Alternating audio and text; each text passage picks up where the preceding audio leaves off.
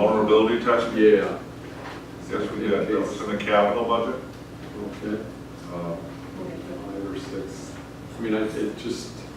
It was a significant cost. You know, we'll get to the capital shortly, but we can Okay. certainly contemplate that as well for consideration. Any other questions on other general admin? Again, it's our hope that this consolidation is again one of the things that we thought was an improvement in presentation to the board. Instead of just splitting all these costs up, and some of these ended up in office supplies, some of these ended up in, it just didn't. All right, what's next? Skip police, so 63 should be planning and development. That is the next department. As far as significant changes, permit fees have been budgeted based on the newly adopted fee schedule. Once again, reallocation of salary and benefit levels due to the reduction of costs of the village kids. Accomplishments, coordination with the village board on the Parklet pilot program, coordination with the CDA and bid, the facade grant, and other business-related programs. Erica, in her role at the time, spent some time working with the CDA and bid on those items, and then offering some online payments for permits. Try to enhance the customer service and opportunity for those online payments. Policy issues considered for the budget, permit fee revenue, hiring of the new planning and development director. There was some discussion previously as far as the role with that position, and then continuation of programs administered by the planning and development department. Questions? I'm curious, overall, the end of the expenditure period in TID 1, how much of an impact that has had on the operating budget expenditure side? I know I'm not asking you to add it up right now, but I'm curious. Well, I can calculate it, but we do just. Well, I mean, I'm happy that this is part of the budget, and if I could just find this, because that is a good question in general. Find. It seems like there's a number of budgets. So you've got Appendix C on page 213.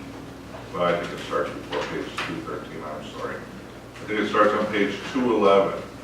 And in the planning department, for example, page 212, about a little more than half down, you can see the history of TID allocations for the planning director for the last 4 years and how that has wound down. Now again, we can certainly calculate benefit and salary and benefit allocations, but just conceptually, I'm wondering if maybe that helps address your initial question. Do you see what I'm referring to? So it was like 5% in 2000. It was like TID 1 was 13%, 8%, 1%, 0. TID 3 is still pretty active. TID 5 was 6%, 6%, 3%, 0. So that's, again,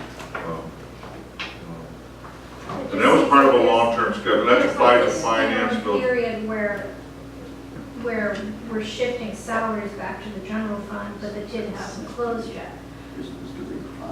Well, the schedule of staff allocation is intended to reflect the activity level in TID that requires staff interaction.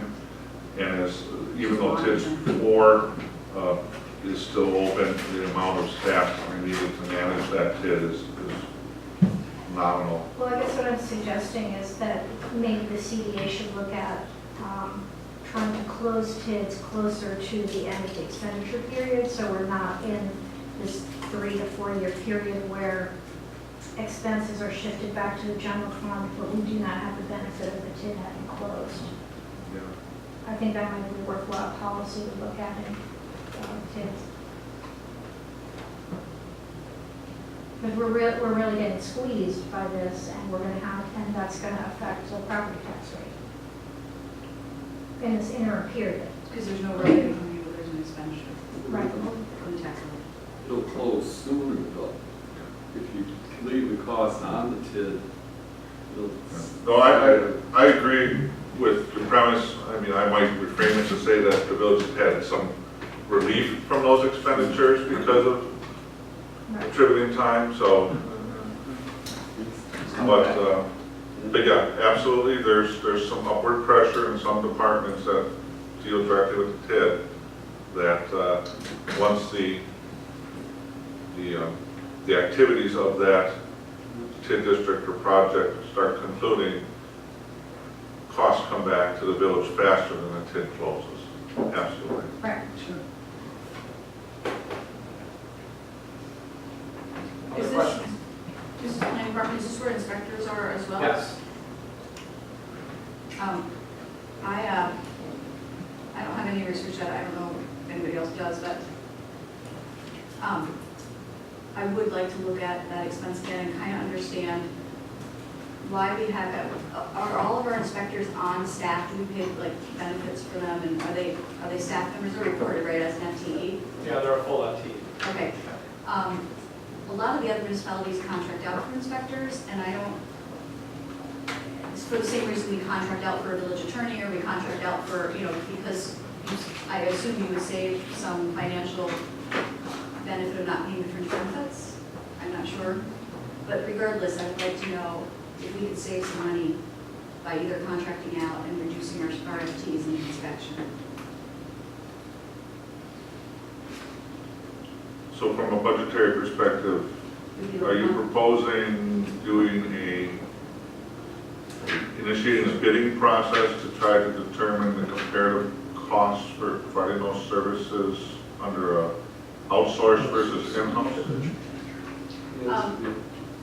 Sure, but I would also like to at least reduce our FTE by 1 for inspection services. Whether that means we have to budget for some contracting if we have the work for them to do, that's critical, or whether that means we just reduce our FTE by 1. Was your option, what you want on the list is eliminate one of the inspectors? Reduce the FTEs by 1. So we have, I just want to make sure, so we have 2 building inspectors, Yeah.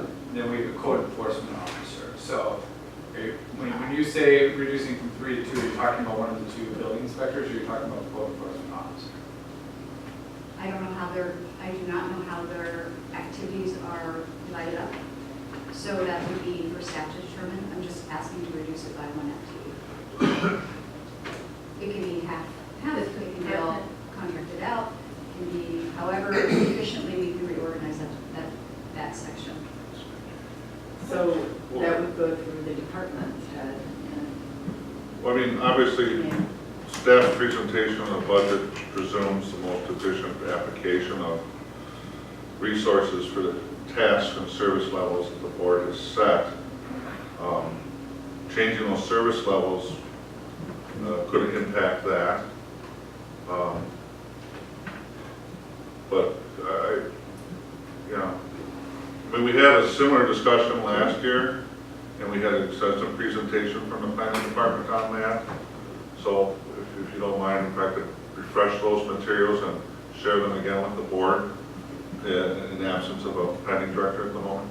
Yeah, we don't even have a plan. Right. Yeah, I'm very uncomfortable making this We kind don't of have a village decision without a manager. new village manager and without a planning Or director. without a department head or village Right. manager, I'm not sure it's incumbent on any particular member of Just- the board to determine. I'm making that Staff. proposal, so. Let's do I'm the only person raising my hand.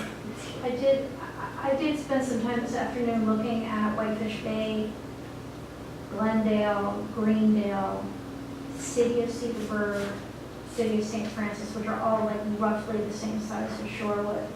And there's a variety of ways that the planning and the inspection department are organized within village government. Some of them are contracted out with. Just the overall FTE that we are devoting to these 2 functions is significantly larger. And I do hope Tyler has a chance to look over what I found. I did look at budgets, so I was sure to get actual FTE and not just bodies.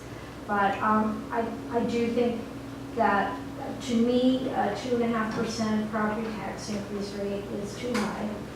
And I do think we need to at least consider ways to reduce expenditures. And when we have a service area that we are dedicating so much more in terms of resources to than comparable villages and cities that are comparable to us in terms of population, I think it's something worth questioning. Well, we looked at it, I mean, we did look at it last year. It's not like we never questioned it. We've also in the past contracted out the plumbing and we brought it in. We have looked at this on a regular basis every few years.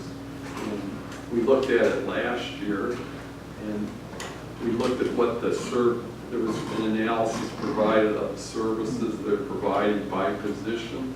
I want to get that memo again, look at it, but we do not have a planning department head that prepare that document. So, I mean, and thank you for the email. I did not have a chance, but my general comments on this, just a kind of a refresher from last year's conversation. I want to separate a little bit the 2 building inspectors and the code enforcement officer. 2 building inspectors, that could be an I don't know what other municipalities are. I think the only one I'm somewhat familiar with is Whitefish Bay being next door to us. And I believe they have 2 building inspectors as well. I don't know any other municipalities, but I think 2 for our size would be close with our comps. But once again, that would be additional research.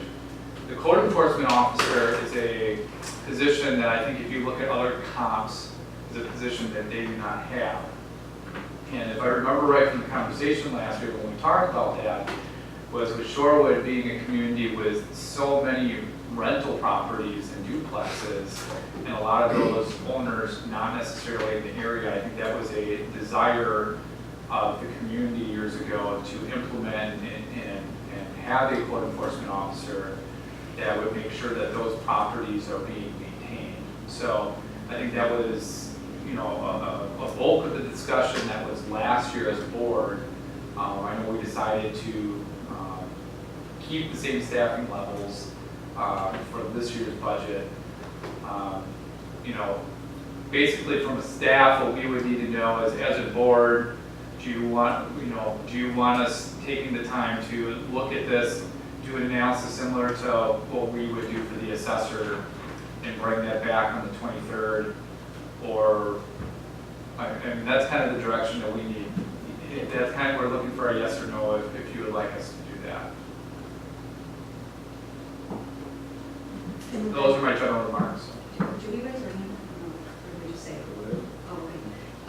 I do remember, thank you for the refresher. I think the conversation went that we weren't able in the past to do, before we hired a code enforcement inspector, to do proactive inspections. So what we were able to do was, if there was a complaint, I think the director at the time said we could go out and we were handling those. But the proactive aspect was what was useful. Now that code compliance program went away from the state, so we were able to now do proactive. Right. I agree on certain segments potentially of our village that might be beneficial.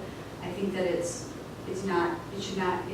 seeping into other areas and becoming non-beneficial. I said the same thing last year, and I'm only saying this on the benefit of the residents that I've heard from and builder, some of the buildings.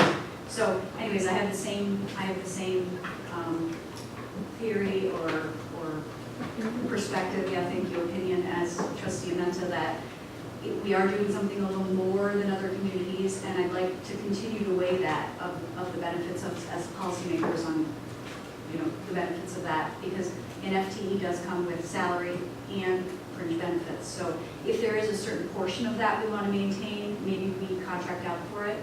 I mean, that is an option, so that we're not losing all those services. But I do feel that one FTE is excessive in our village. Any other board members? Is there anything you would want? I mean, do we want to have the staff go time to refresh what was done last year, or any sense? I think it'd be valuable to hear the opinion of the operations and opportunities for improvement from our new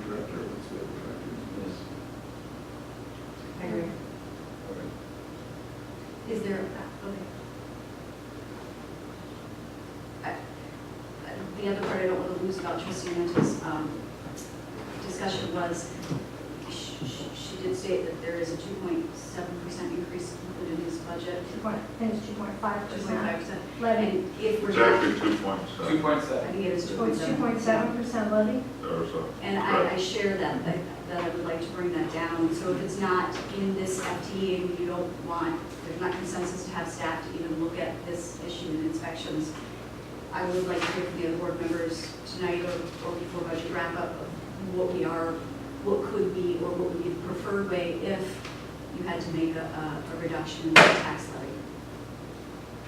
I'm not comfortable making that until we have the full, Yeah. full presentation of our proposed budget. Right. There's other areas than this. Not comprehensive, excuse me. And the budget wrap-up materials that I present, in addition to all the staff updates for more